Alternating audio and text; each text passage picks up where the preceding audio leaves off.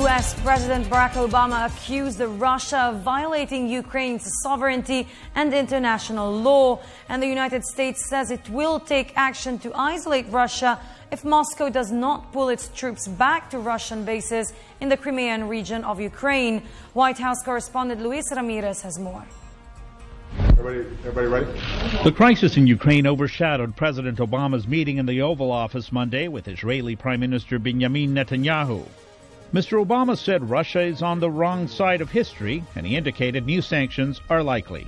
We are examining a whole series of steps, economic, diplomatic, that will isolate Russia and will have a negative impact on Russia's economy and its status in the world.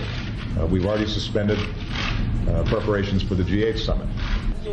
The deployment of Russian troops to airports and other points in the peninsula drew another round of condemnation from U.S. Ambassador Samantha Power at an emergency UN Security Council meeting Monday. What is happening today is a dangerous military intervention in Ukraine. It is an act of aggression. It must stop. But stern words did little to change Russia's actions in the Crimea. Russian troops on Monday were said to be moving into the peninsula by ferry. The administration's failure to influence Moscow has sparked new criticism of the president's handling of international crises from political opponents, including Republican Senator John McCain. This is the ultimate result of a feckless foreign policy where nobody believes in America's strength anymore. At the same time, many here say going to war against Russia is an unlikely possibility.